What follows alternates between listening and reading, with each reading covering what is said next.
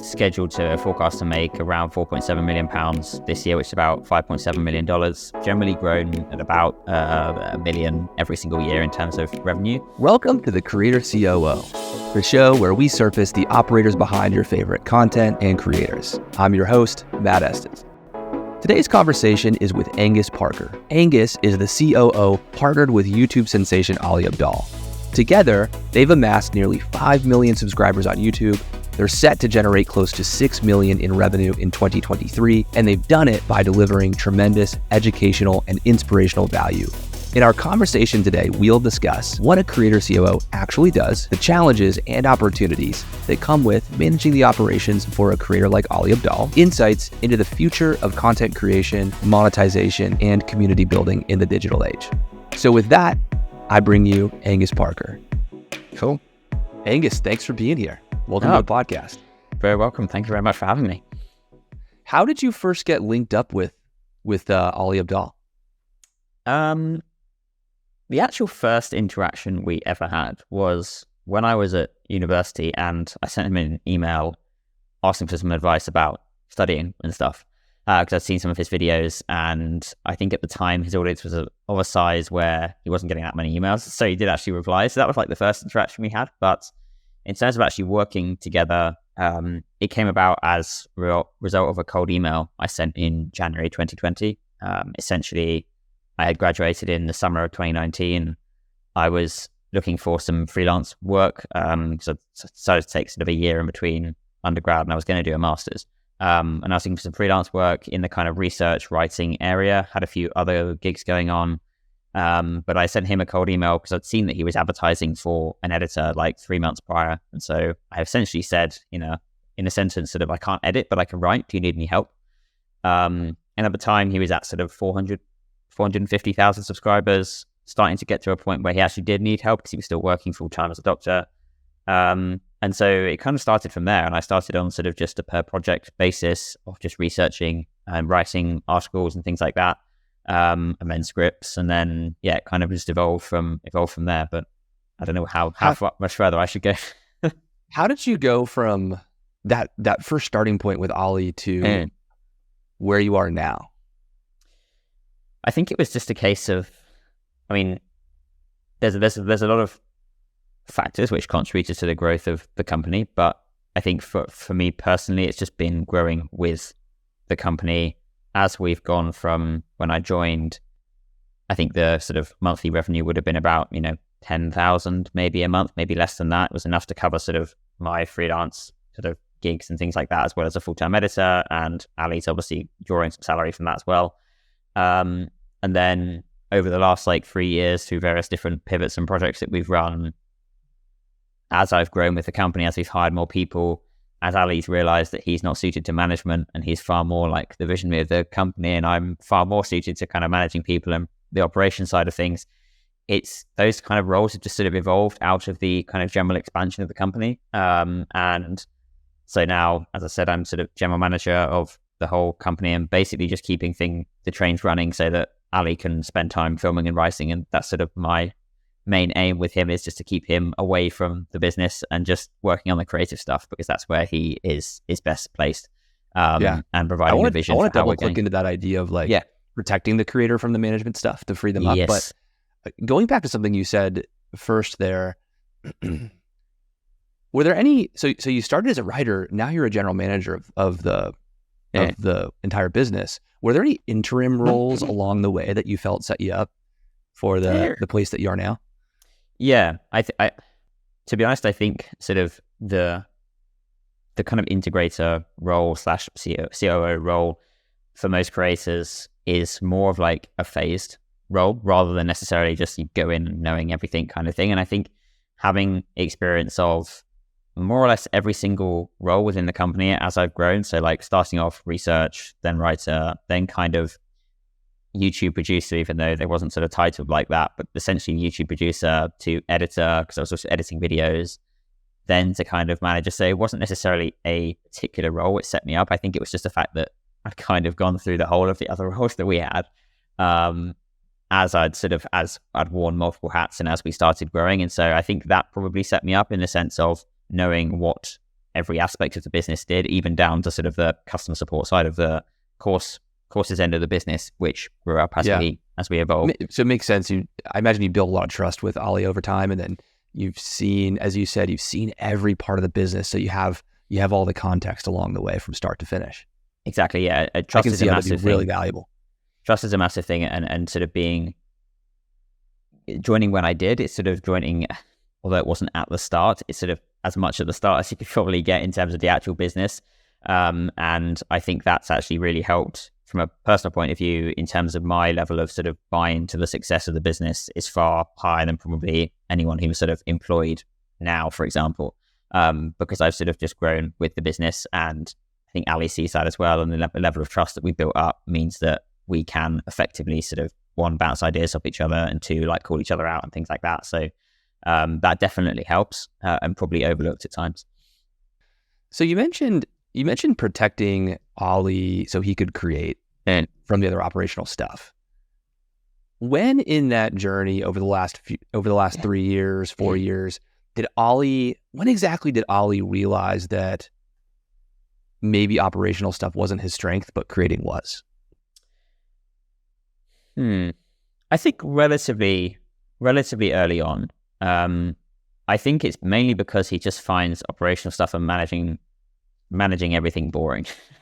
So I think like as soon as he realized that, he's like, oh, this isn't fun. I need someone else to do this. I think that was probably it. But I guess in the first year, like 2020, we were a team of 3 or 4 people. So it's me, Ali, the editor, and then Ali's personal assistant kind of joined, and she was sort of part-time for the whole of that year. And so at that stage, there wasn't necessarily a clear division. There wasn't really a clear sort of business per se. But I think it's when we started hiring more people in 2021, we went from a team of 4 to like 19 by the end of 2021.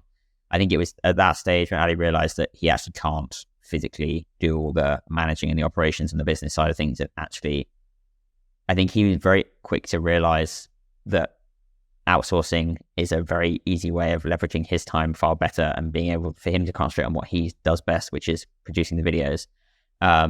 And that's why, now he's very bullish on people hiring as early as possible, especially editors, because that is a massive time sink. And so I think as soon as he realized that, when it was like, it is actually better for me to spend my time and more cost effective for me to spend my time making videos than doing this, doing these one-on-ones with the team, and actually be better for someone else to do all that and handle all of that and let me know if there's any issues kind of thing. I think that's when he sort of realized that, he needs to elevate himself above that. I love what you said there about you using the question of is this boring? Does this excite me, or is this boring as a marketer? And like, does doing this task or this bucket of functional work, is it energizing or not energizing? Yeah. And so in the case of Ali, it sounds pretty clear that it was doing the operational stuff was boring and probably energy draining. Yeah, and he's very bullish on that whole theory. I mean, even the whole book that is coming out in a couple of months' time is basically based around that one concept of doing things that energize you, doing things that make you like energy is like the core of productivity rather than just willpower kind of thing. So he's always had that in the back of his mind of, is this fun? Am I enjoying doing this? Sure. Could I outsource this? Could I get someone else to do it? Kind of thing. To give the audience a little picture of how much operational complexity there is now in the business, could you maybe paint a picture of, how big is the business today? What are the various revenue lines or business units? Yeah, of course. How has that changed since you started, right? How has that business expanded? Yeah. So as I mentioned, like when I joined, might be misremembering some like the exact details, but it was roughly around like 10K per month. And now we're like scheduled to forecast to make around £4.7 million this year, which is about $5.7 million on the current exchange rates. So the business has expanded that much in the last like 3 years. We've generally grown at about sort of $1 million every single year in terms of revenue. How that breaks down at the moment, sort of 55 to 60% of that is courses. Our YouTuber Academy is the most successful product we've had over the last 3 years and is our main product. And we're going to sort of lean into productivity next year and launch a similar kind of value ladder on that side of things. 25% is from sponsors. So that's across all our platforms. So from YouTube, newsletter, podcast, socials. That's about 20%. About 10% is AdSense from YouTube, Ali's channel and the podcast channel. And then 5 to 10% from affiliate, and then 5 to 10% from sort of other sources as well, which sort of accumulate to roughly 100% there. But in terms of sort of the complexity of the business, broadly, we're split into sort of a content team and a commercial team. So the content side of the business is very much focused on, all of Ali's social platforms. So to run down like who we have in the team, we have a team of 12 essentially. On the content side. A team of 12 on the content side? No, overall, sorry. Overall, we have a team of 8 on the content side. So we have like a YouTube producer, podcast producer, someone managing all of Ali's socials, someone managing Ali's website, but that person also does a couple of other things as well, because the website is sort of probably like 50% of a role. Someone managing the book and all the book marketing, someone heading up post-production, so manages a team of about 8 or 9 freelance editors. And that's kind of one on the content side. And then over on the, and Ali's EA. And then over on the commercial side, we've got sort of a head of product development, head of product delivery, and head of marketing. And then beyond that, we probably have 10 to 20, maybe 25 freelancers and contractors. And that number sort of goes up and down depending on time of year and what projects we're doing and that kind of thing. So yeah, as I said, it's like a team of 12 plus Ali kind of core, and then probably 10 to 25 contractors and freelancers on top of that. It's a pretty big team between, if you take the full-timers and the freelance contract part-time together. So I can see why there's legitimate complexity there just in managing the people operations. But how have you and Ali thought about making sure you get the right people on board the ship, hiring quality folks, and then managing towards high performance with a team of that size? It's a good question.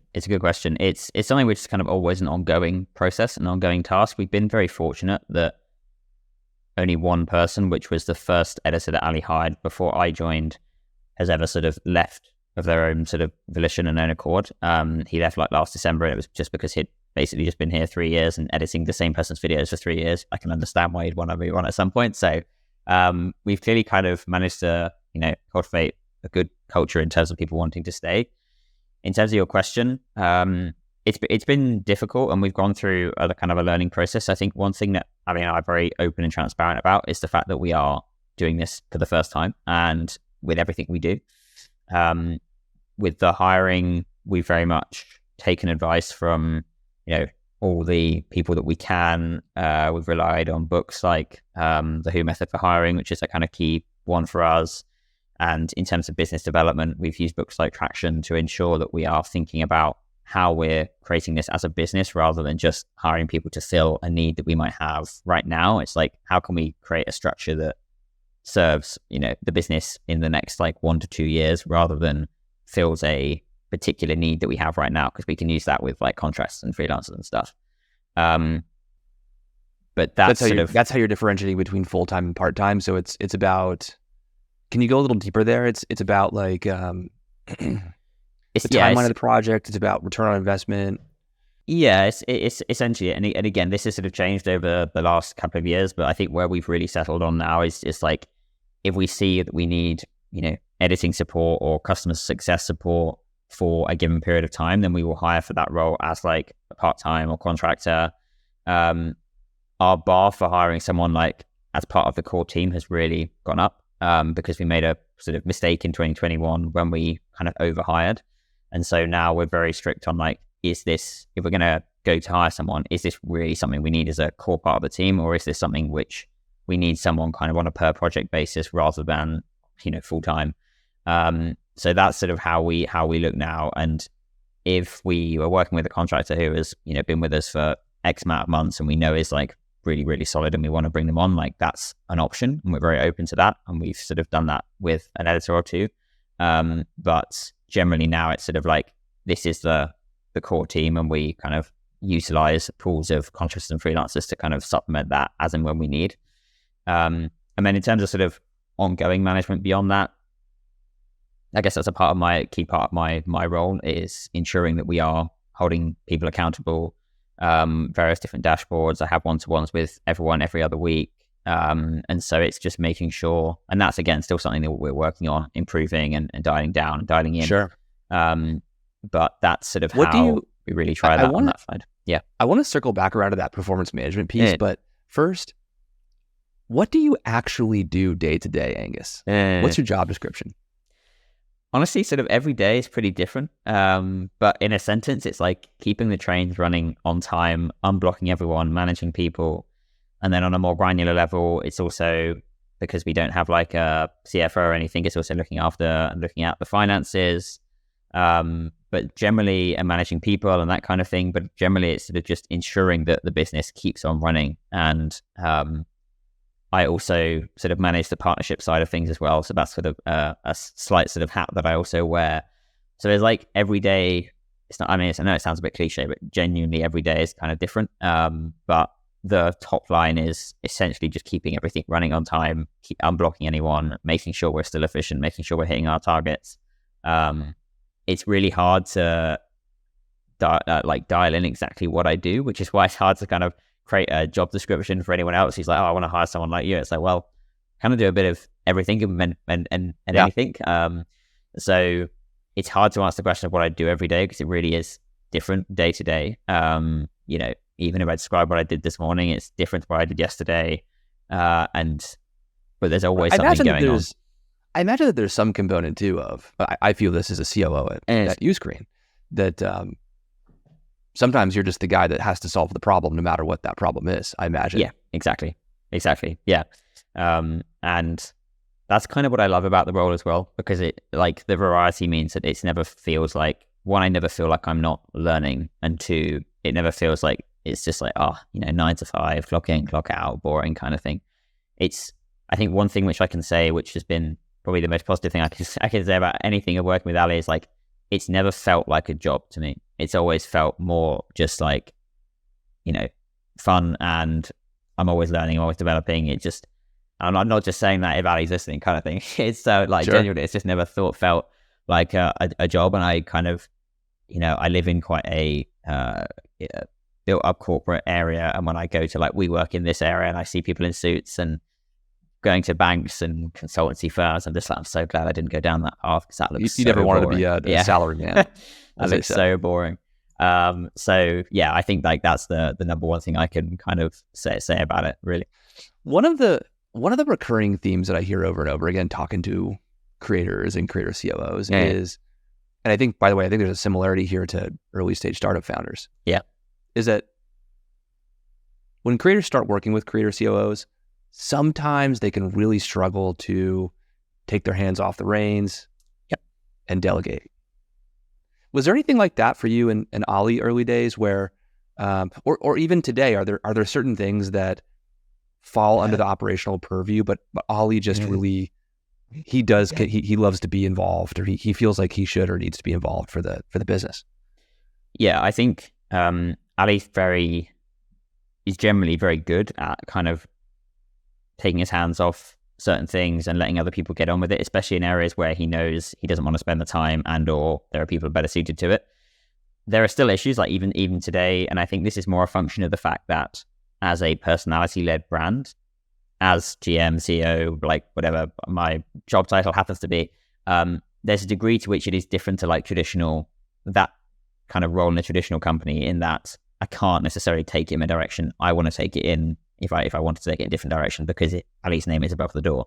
And so there is a degree to which there's parts of it that he doesn't want to let go of, but also parts of it that he kind of can't let go of because his name is above the door. And sometimes there's actually a need for him to input. But even despite that, there's times when he hops into Slack and, a message down, just like, why did you need to get involved there? It's like, no need. Yeah.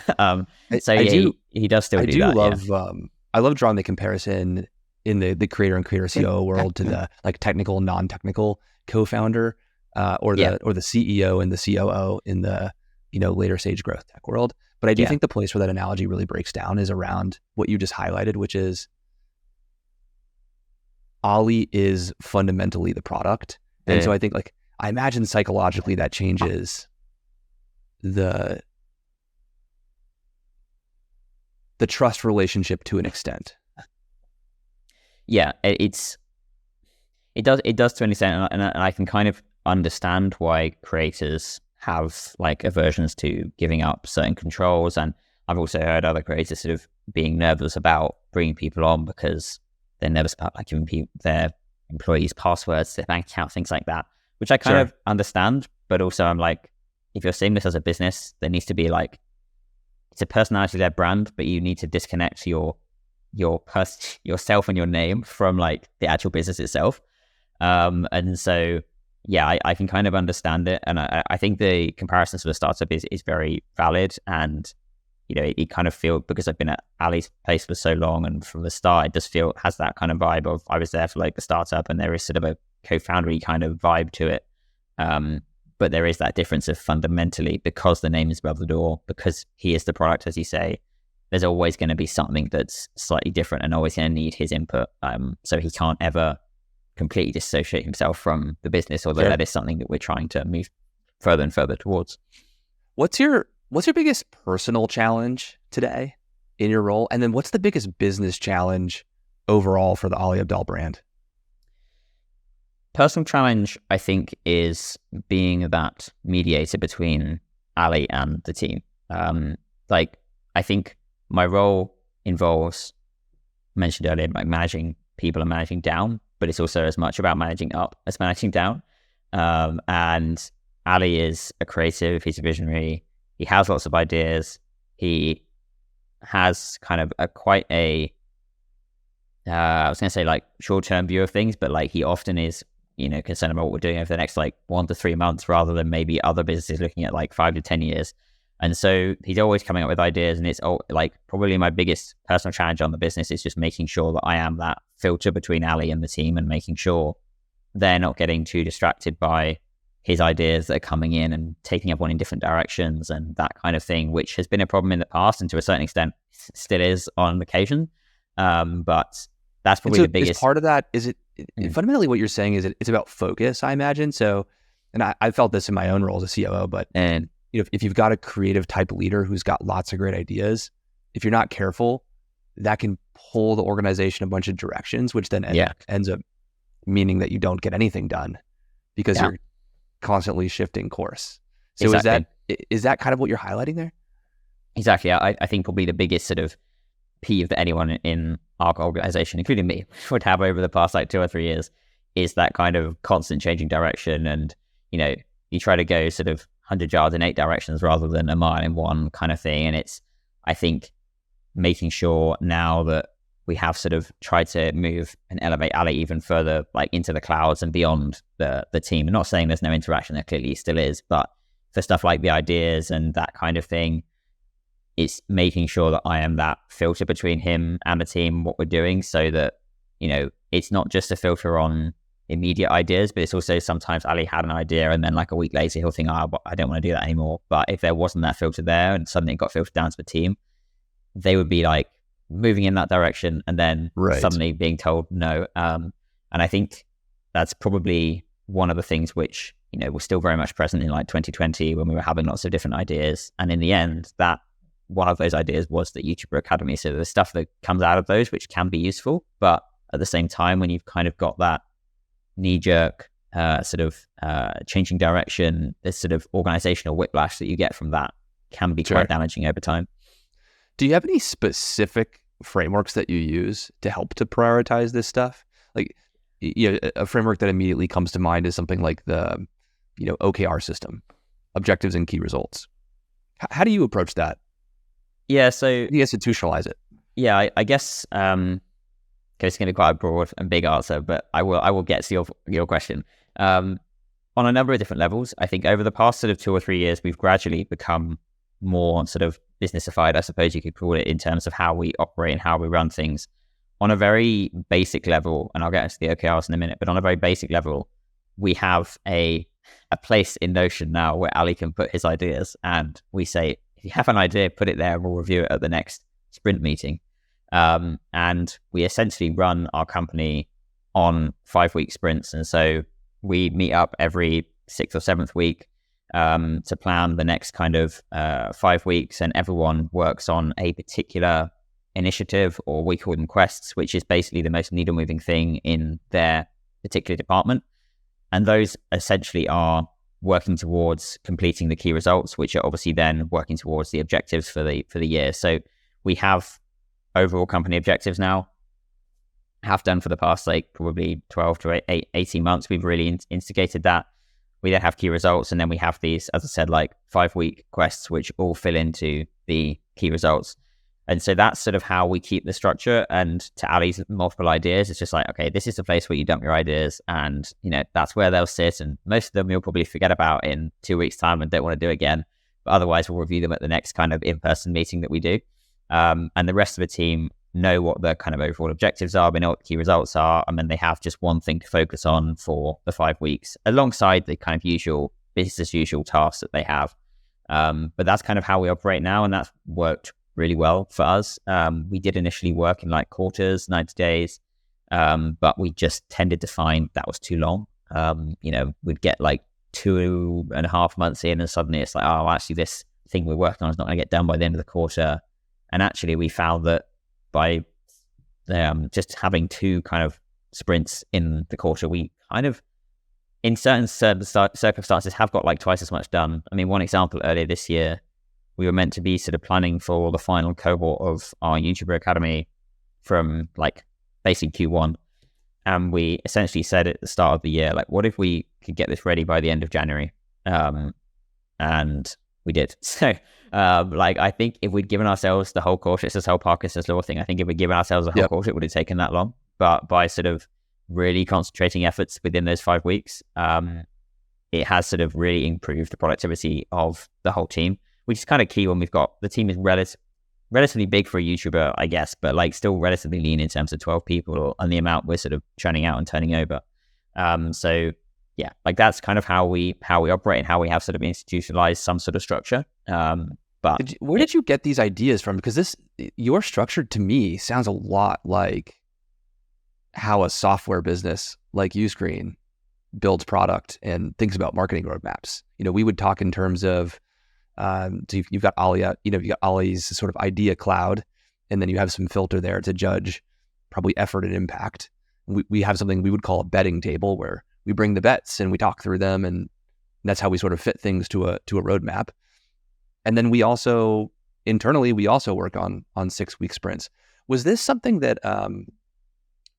did this consciously come from the tech world, or was there some other book that you got this from, or some other mentor?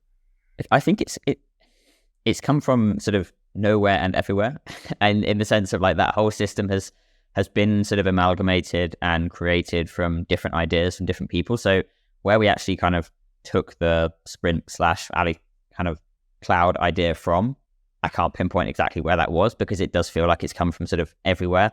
I mentioned earlier, like the book Traction was probably the formative thing, which took us from just a 4-person startup to actually kind of a bit of a business. But then beyond that, it's various different books and ideas and things like that which have contributed to it. And I think the tech world has certainly had a very strong influence, I suspect, on our operations. Ali's brother's got a fairly successful tech startup. Ali's been involved in like the tech space for a while anyway. Like I suspect that's probably bled into it. But as I said, it's more of just an amalgamation of different ideas and theories and things like that, as well as, iteration and learning. Because initially, as I said, we used quarters, and we had, as Traction calls it, rocks, which are basically quarterly goals. And we just found that didn't really work for us. So there's part of just iteration and learning, and partly just, collating a lot of different ideas together from a lot of different sources and working out what works. Makes sense. And And I didn't realize, I didn't know that Ali had so much experience with the tech world through his brother. So that's an interesting influence. And I can certainly relate to the notion of, I mean, there's so many different frameworks for success, and I think some frameworks work for some people and not for others. So I can relate to that process of trying one thing, maybe it doesn't quite fit the culture, moving on to the next. Yeah. And then eventually something really sticks and resonates. Yeah. Where, shifting topics a little bit, you're a Creator COO, a very successful one, I might add, working with an awesome personality like Ali. What is your perspective on the state of the general Creator COO today in the creator economy? It's a good question.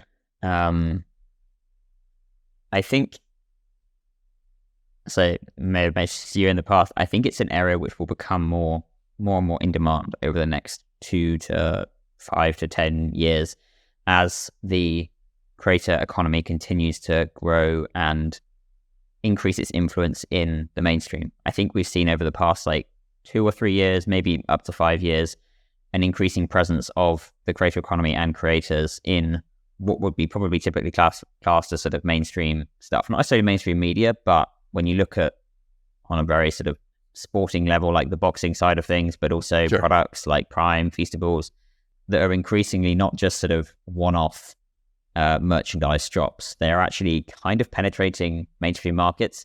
I think you will increasingly see, obviously those are very big creators, Mr. Beast and 𝐂𝐻, Logan Paul, whatever, but I think even the smaller creators will start to see what they're doing as a business rather than just a small side project that they do kind of at the weekends for fun. And so I think the role of the kind of creator COO will only increase in sort of saliency over the next 5 to 10 years. There's this kind of, in your part of, I think what you're highlighting is this meme that I hear from time to time, which is the creator economy is just going to become the economy. Potentially, I think it will become a more accepted part of the wider economy. I think at the moment there is still an element of the creator economy is trying to shed, I guess, in the sense of the sort of stereotypical, just filming videos in the bedroom kind of thing, like that kind of vibe. It's not really a real job kind of thing. I think it's still trying to get away from that, but I think it's increasingly, especially as the younger generation starts to realize that this is sort of, and they're starting to, there's some mad stats about young people wanting to be YouTubers and TikTokers and that kind of thing, where I can't say off the top of my head, but I think as that generation starts to come through, it will start to become a part of the economy. I don't think it will necessarily become the economy, but I think it will be a very significant part of it. And I think you've seen increasingly more mainstream companies and mainstream people coming from the corporate world trying to get involved in the creator economy because there is so much potential there. So yeah, I think more part of rather than the economy, but the sentiment is true. 70% plus of kids under 10, when asked what they want to be when they grow up, say they want to be YouTubers. Yeah, I mean, it's math. So you can kind of see where that's going over the next 10, 20, 30 years. Yeah, for sure. And I think it's definitely something which I think there is a very strong sort of business component to it as well, and there's an educational component for creators, because again, a lot of those kids probably don't even realize that it's being a YouTuber is basically creating a business. And I think even now there's not many YouTubers, even large ones, who can probably acknowledge that enough, which is why a lot of them don't sort of succeed over the long term. I think it's important that creators do build a business around them so that it does become sustainable, which is where I think the COO kind of role or integrator role or the right-hand man role, whatever you want to call it, sort of comes in. I'm finding this could be a bit of my own bias in the work that I do and the size of the YouTubers that I work with, but I am seeing in the last 12 months or so a huge increase in demand by creators for creator COOs. And then on the flip side, what I'm seeing from the creator COO side of that equation is very limited supply of quality people like you to fill the role. And so what are the consequences of that? One of the consequences I've observed is seeing a lot of creators, bring on somebody to help, but maybe lowering their quality bar, and those relationships not, driving the impact that they want, not ending up in a positive situation, in a positive outcome. And then I'm also seeing a lot of creators give up in their search because they don't feel like they can find the help that they need. What, do you have any advice on how the market might be able to solve that problem, that imbalance in supply and demand? It's a really hard one. Something I've been thinking about a lot. I think one of the key problems, is that a lot of creators are looking for people like me. But when I joined Ali, I was sort of very much incapable of what I'd be doing now. And I think there's sort of a mismatch in expectations of where they want someone to be rather than where they could actually take someone from, if that makes sense. So like when I joined Ali, I was a researcher. I'd never managed people. I'd never looked at a P&L. Like there's so many things that I couldn't do back then. I was kind of a bit incompetent with what I would be doing now. And so I think there's a mismatch in sort of expectations around like who they can actually get. I think the other problem, which is sort of coming from the other side, is that the people who potentially are more qualified and able to do more of the technical stuff, i.e., the financial stuff, for example, or the project management, are generally coming from the more corporate world. And we've seen over various different examples that people making that transition have often, not been able to cope with the kind of creator dynamic startup sort of vibe. And so I think those are kind of two of the key problems, is that often the supply is not necessarily suited to the creator world, or it's inexperienced and the creators want someone experienced, but there's a lack of acknowledgement that they kind of need to hire someone experienced. Having right-sized expectations maybe about what you can find, what talent you can attract, what talent you can win. And then, and to your point, maybe if you're at a certain stage, you do have to take a risk on somebody. And just like Ali, you could say maybe took a risk on you. Yeah. And then sort of incubated talent within the organization and promoted somebody from within. Yeah. And then for sure. To that point, just quickly as well, to that point, like when we were doing our big round of hiring in 2021, we hired 8 people. One of the roles we were hiring for was GM, was for general manager. And when Ali wants to put that role out, I was essentially like, I'm doing 75% of this already. There was some financial stuff on there that I hadn't done yet. Why are we hiring for this? And basically over a month, I kept going back and forth with him on this. And he was like, we need someone who's had experience. And eventually I convinced him, it's like, look, can you just give me till the end of the year in this role and then we'll review it then. And so he basically said, yes, credit to him. He said, yes, he would rather kind of promote from within. But even then, to your point, it was sort of like, we need someone with experience. We need someone from outside to come in and, tell us what to do. But Ali had that sort of foresight of actually maybe it is better to sort of have someone from within who understands me, who understands how we work and can learn on the job rather than come in with the experience. And I think that's kind of important, I think. Yeah, I love that. I love that for a lot of reasons, one of which is just cultural. I think it really helps us cement an internal culture to promote from within.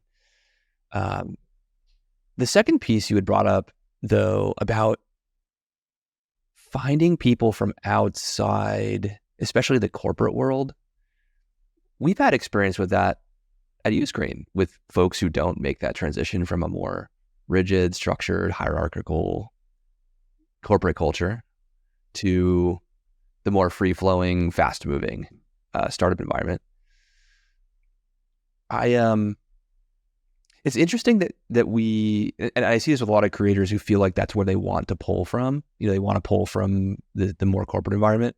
I suspect part of the reason for that is just this is such a new industry, and there's not a lot of people like you, Angus. There's a very short list of people who have done the role before in this specific environment. I do find the prospect of, I've personally been getting a decent amount of interest from early stage tech startup operators to make this transition. I don't have any really good success cases of that yet in mind, but the interest is there, and so I suspect that could be a way to try to fill that gap. I was about to say, I think that's probably where there's the biggest overlap. We talked about earlier, like the first year I was with Ali was very much sort of startup vibe kind of thing, and I think that's probably where there is the biggest overlap of people who've maybe been in a startup, maybe that's succeeded, maybe it hasn't, and moving on from that. I think that's probably the best place to pull from, because they are used to that sort of dynamic culture, which maybe traditional corporations don't necessarily sort of inculcate within their own businesses. Do you know a lot of other people like you doing the Creator COO GM thing? A lot would be overemphasizing it, I think. I know it's a short list. Yeah, I would say maybe 10 max, I would say. Yeah, like not loads. Do you think that's a consequence? Is it a consequence of the overall list, the overall total number of people in the market doing this being small? Is it a consequence of there not being a community built or a definition around this? Is there something else you would point to? Probably a combination of both.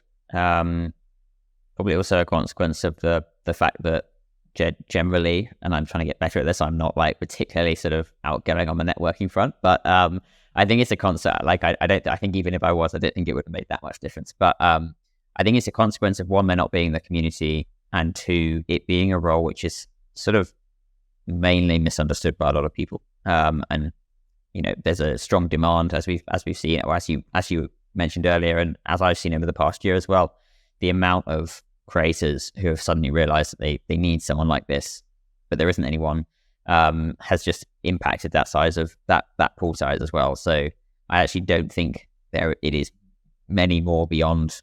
I'd be surprised if it goes into 3 figures, like around the world, for people who are in a similar position. So yeah, I think there's a lack of acknowledgement and maybe awareness of the role as well. It's such it does strike me as such an undefined space, which is part of what I'm trying to do at a very basic level, is just define it, put a box around it a little bit. Like if I want to find a VP of sales or a COO on LinkedIn, I could go and I can search and I can find them pretty easily.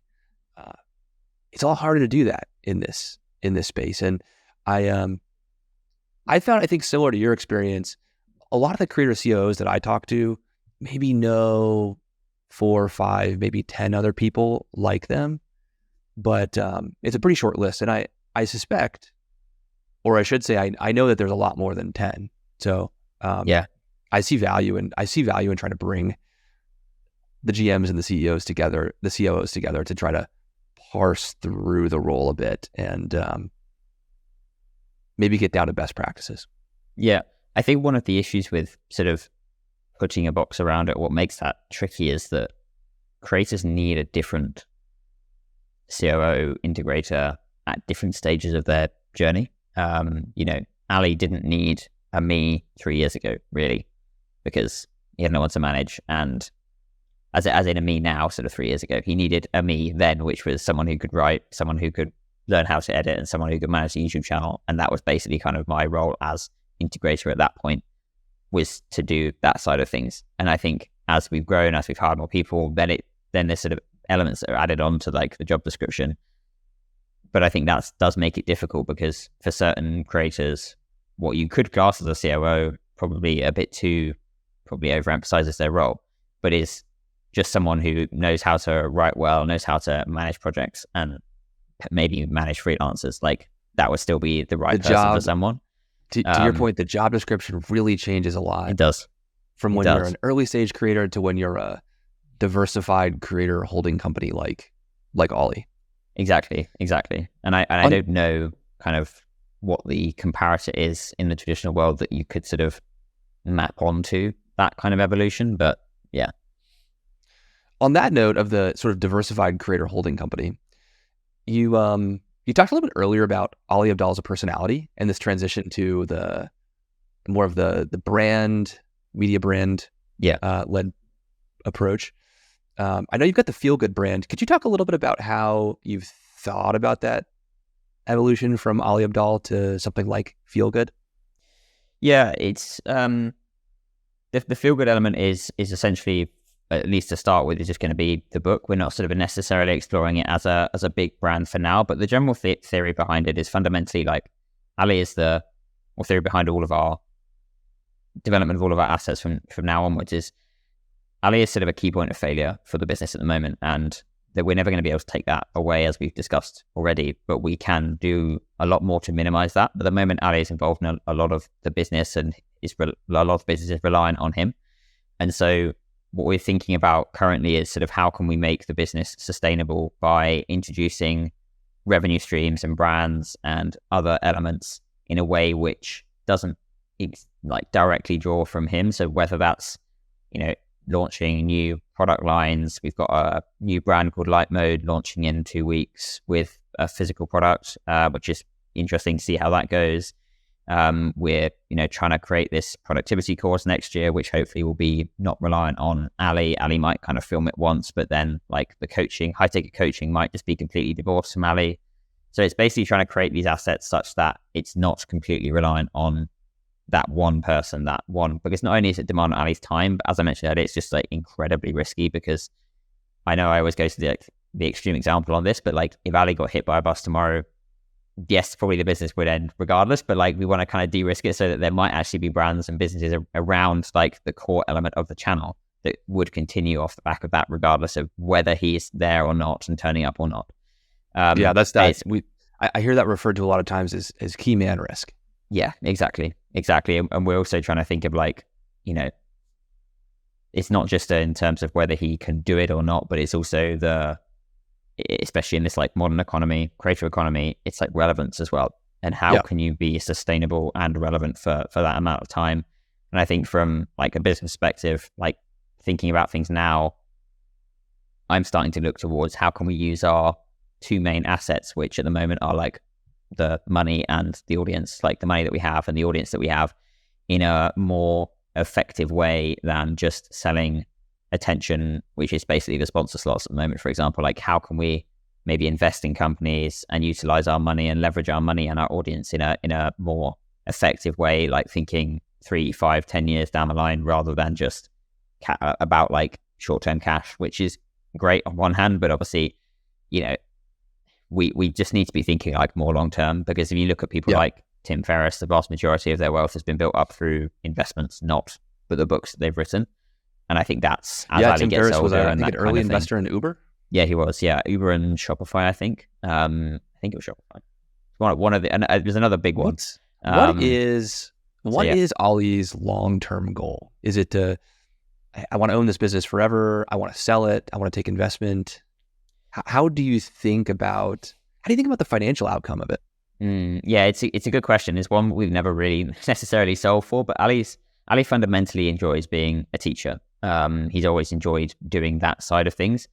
And I think his long-term goal really is to have a kind of career in this sort of, I guess he would describe it as like the thought leadery space in inverted commas, but writing books, filming videos, doing speaking engagements, for like the next sort of 20, 30, 40 years. Ali hasn't got any ambitions to kind of scale a business to 100 million or anything like that. He's gone through phases where he's sort of seen other people who have that and thought, oh, that looks fun. And then he's kind of always come back to this idea of actually, no, I don't want to have a massive team. I don't want to have like massive overheads. I want to have really solid margins. And I essentially just want to teach and provide value through that, which is also why we kind of always have our approach to, producing content, and our model for that is like 99% of our content is free. 1% is like, has a price to it. And we know that 0.1% of the audience will buy our products and that kind of thing. And 99% don't need to and don't want to, and that's fine. And so that's his kind of long-term approach, is just to keep playing what he calls like the infinite game, but doing it in a way which he can maintain his current like lifestyle, and he doesn't feel like his calendar is full. And every time he does, he always has sort of an existential crisis about what he's doing, and then comes back to the idea of he just wants to film, just wants to write. Yep. And we regularly need to kind of check in on that, because it's something which is very easy for that to slip. And suddenly he's doing loads of things, sponsors don't help with this, good deadlines and things like that. Yep. But yeah, like fundamentally, he would want to just continue doing this for as long as possible. But writing books, I think, is the next evolution for him, so that he's known as an author who's also a YouTuber rather than a YouTuber who's written a book, which I think is not necessarily what he wants. We try to wrap these conversations up with a couple of really pointed, tangible pieces of advice for the audience. What advice would you have for creators and creator COOs who are thinking about how to make that jump to multiple revenue streams and multiple products in the way that your team has? I think to creators, I would say hire a COO/integrator/ right-hand person as soon as possible, because it's useful to have that. But I would also think about hiring someone who has an element of commercial acumen about them.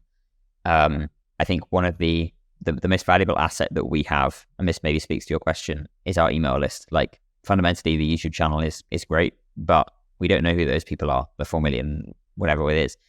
Our email list is the most valuable asset. So I think that would be, if I had to give like one bit of advice, would be work out how you can start growing an email list, and then work out how you can potentially build products, communities, whatever it is, off the back of that, so that you can create a more sustainable business. Because ultimately, you don't want to be completely reliant and have all your eggs in one basket of AdSense and sponsors, because I think, that way, danger lies in a lot of ways. So I think it would be thinking about things beyond AdSense and sponsors, thinking about things beyond the next, bit of the next check sort of landing in your account from a brand, and thinking about how you can make this sustainable. And I think community is a big thing at the moment, seems to be very much in terms of sort of monetization side of things. But yeah, fundamentally, I think it comes back to that point of thinking about where your audience is and whether you own that audience and who owns that audience. With social media platforms, the creators don't own the audience that they have. YouTube and Instagram, great for discovery, garnering attention. Owned media like your newsletter, your email list. That's really the engine that's driving a lot of it sounds like is really the engine that's driving a lot of the revenue streams that you might want to build off the attention that you built. For us, for sure. Like we do occasionally, and we do make it sort of very integrated into the content, but we don't really, like Ali doesn't push his YouTuber course on YouTube or Instagram in any great way. We started running a bit of paid media now, but like we very rarely push it explicitly, and that's kind of deliberate, but we still manage to keep the revenue increasing, as I mentioned earlier. And that's essentially just through our email lists. When we launched earlier this year, like our cohort, when we launched our self-serve product in July, the probably 80-90% of the sales came in the first 24 hours came through the email rather than through anything else.